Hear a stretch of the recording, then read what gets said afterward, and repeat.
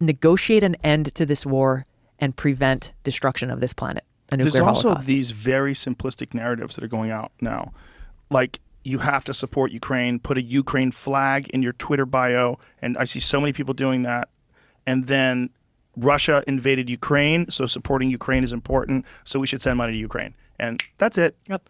And don't ask questions. Right. Don't ask how that money's being spent. Right. Don't question the corruption that everybody knows exists in Ukraine.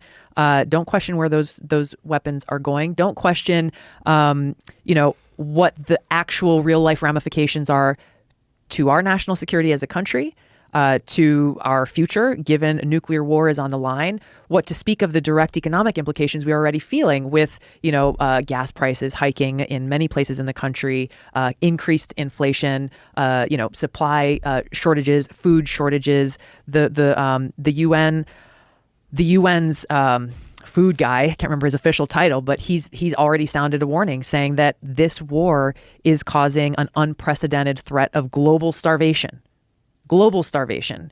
So the ramifications of this, people are just like, okay, go to war, and here's more guns, and here's more weapons. And instead of actually being leaders and advocating for peace and a negotiated resolution where, yes, Ukraine's going to have to give up something, Russia's going to have to give up something. That's literally what happens when you negotiate an end to a war. You can look throughout history. Nobody walks away completely happy.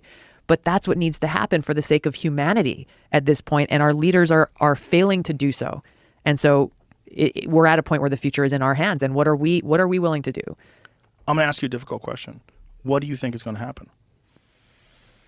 If we continue down this path that we have seen, where we have seen this war continue to escalate since the invasion happened, we will end up in World War III and a nuclear holocaust. If nothing else changes and we continue down this path, this is where that path leads. And it's not some far-flung possibility. They're talking about this now.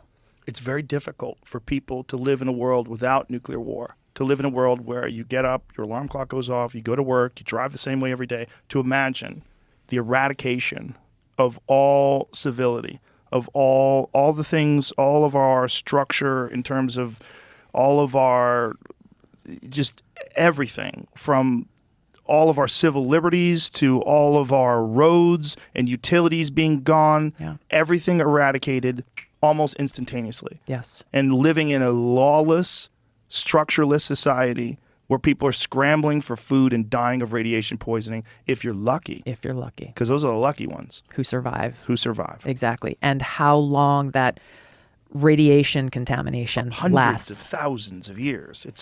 It's an impossible scenario for people to put it in. The radiation will last as long as Homo sapiens have existed, which is wild. Yeah. And so we're in a position where, I'm sure the billionaires of the world have their, deep bunkers with food sources and water sources. Do they even know? Do they even? I gotta believe that they do. Have you ever heard of one? I know that. Look, I know there are contingencies in place for our politicians at the highest levels, should this situation occur, so that they can continue to manage and wage the war from another location. What